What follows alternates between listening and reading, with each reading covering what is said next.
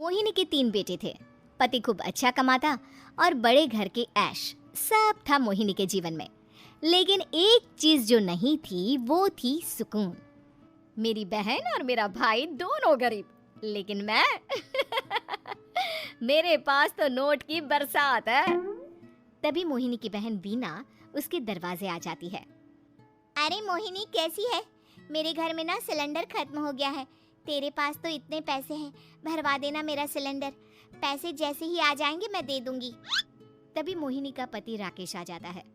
क्या है बिना, ये अपने घर की परेशानी हम लोगों के घर ना गाया करो।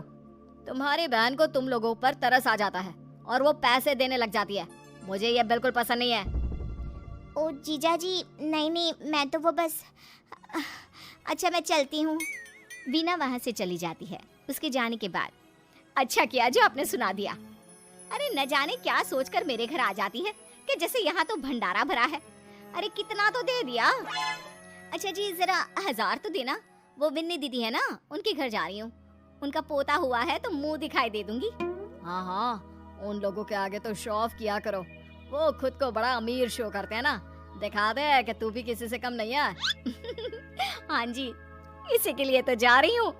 मोहिनी तैयार होकर अपनी बुआ की बेटी के घर जाती है, जहाँ उसके पोते का कार्यक्रम चल रहा होता है। वहाँ वीना भी आई होती है। अरे वीना, क्या जरूरत थी यहाँ आने की? तेरे घर पर गैस नहीं है तो वो भरा लेती। क्या करूं मोहिनी, बुआ को बुरा लग जाता नहीं जाती तो। वैसे मेरे पास एक जोड़ा बच्चे का कपड़ा रखा था, वही अपनी चांदी के पायल के साथ देने जा रही हूँ। घर पर गैस थी नहीं, सोचा परिवार यहीं खाना खा लेगा, बाकी सुबह का सुबह देखा जाएगा। मोहिनी को बहन पर दया आ जाती है। वो पर्स से 1000 रुपए निकाल कर दे देती है। ले वीना, लेकिन पैसे वापस कर देना, तेरे जीजाजी हिसाब लेते हैं। मोहिनी भी क्या करती, गरीबी में बहन का सहारा ही उसके जीवन जीने का आधार था। फिर एक रोज, सुनिए, भाई के घर बेटी हुई है, मुझे माँ के पास जाना होगा। अरे उस घर में ना कूलर है ना एसी, कैसे रहोगी तुम? हाँ वही सोच रही हूँ कि अकेली जाऊं, बच्चों को साथ ना ले जाऊं। चली जाओ, लेकिन ये जो तुम अपने गरीब परिवार से मिलने चली जाती हो ना, मुझे बिल्कुल अच्छा नहीं लगता। पता नहीं मैं भी कैसे मैनेज करती हूँ, लेकिन क्या करूँ। मोहिनी भाई भाभी के घर आती है। मोहिनी कैसे आना हुआ? तू यहाँ हम लोगों के घर रह लेगी या फिर किसी होटल में रहेगी? क्या हो गया है माँ, मोहिनी को क्यों ऐसे बोल रहे हैं आप? अरे तू नहीं जानती अपनी ननद को, पैसे वाली है ना तो ऐड कुछ ज्यादा ही है। मोहिनी को माँ की बात का बुरा नहीं लगता है, क्योंकि उसे पता ही नहीं चलता कि माँ उसे जली कटी सुना रही है। वो भाभी की बच्ची के साथ लेन देन करती है और वहाँ से चली जाती है।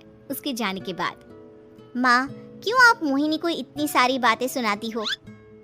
भाई का बेटा बोल पड़ता है। माँ क्योंकि दादी जानती है कि बुआ के अंदर घमंड है। सही बोल रहा है मोहन, बहू भले तुझे ना दिखता हो, लेकिन मुझे और मोहन को दिखता है कि वो कितनी घमंडी है। मोहिनी मायके आती है, जहाँ गरीबी के कारण चीजें कम होती हैं। इस मोहन के बच्चे को काम पर लगा दो ना, किसी दुकान या किसी होटल में बर्तन धो लिया करेगा, कम से कम 4 पैसे और आएंगे घर में। देख मोहिनी, माना तेरे पास पैसा है, लेकिन तेरे भाई के दिन इतने भी बुरे नहीं चल रहे कि वो अपने बच्चे की पढ़ाई रुकवाकर उससे बर्तन धुलवाए। मोहन माँ की ओर देखता है, जैसे आंखों से बोल रहा हो, देख लिया बुआ का हाल। हाँ मोहिनी, बात तो सही है, लेकिन अभी मोहन को पढ़ना है। आखिर तुम भी तो अपने दोनों बेटों को पढ़ा रही हो ना। मेरे बेटों से कैसे कंपेयर कर सकती हैं आप? अरे वो तो कलेक्टर बनेंगे। हाँ, कल को वो मोहन को नौकरी में रख लेंगे, क्यों?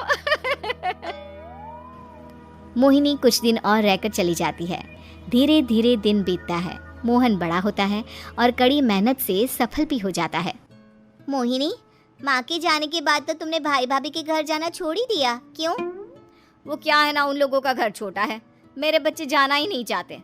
पर तुझे क्यों अचानक मायके की बात याद आ गई? यार मेरा तो मायका है, भाई भाभी है, मेरा तो आना जाना लगा ही रहता है। हाँ, क्योंकि तुझे आदत है ना ऐसे छोटे से घर में और कम पैसे में रहने की। वैसे क्या खबर है आजकल मायके की अपने? अब वो घर छोटा और कम पैसे का नहीं रहा, क्योंकि मोहन तो बहुत बड़ा आदमी बन गया है। फिर क्या? मोहिनी भाभी को फोन करती है। मोहन किसी बड़ी कंपनी का मैनेजर हो गया है क्या भाभी? क्या ये सच है? हाँ मोहिनी दीदी, अब तो हम लोगों के गरीबी के दिन कट गए। आपके भाई ने कोई अच्छे कर्म किए होंगे जो हम लोगों का बेटा इतना अच्छा कमा रहा है। देख लो भाभी, पहले भी आपने कई गलतियां की थी, आप थोड़ा संभल कर चलना। भाभी को मोहिनी की बात समझ में नहीं आती कि वो क्या कहना चाहती है। फिर एक दिन वीना मोहिनी से कहती है, मोहिनी, हमारा भतीजा मोहन अच्छा कमा रहा है, क्यों ना मैं अपने बेटे की नौकरी के लिए उससे बात करूं। अरे बुआ का बेटा है, ये सोचकर मदद तो करेगा ना। हाँ हाँ, क्यों नहीं करेगा, उसके बुरे दिन में तो हम भी खड़े थे। मोहन को वीना फोन करती है और अपने बेटे की मदद करने की बात करती है।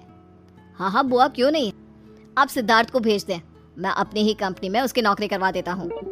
दिन बीतते हैं, अब वीना के हालात भी अच्छे हो जाते हैं।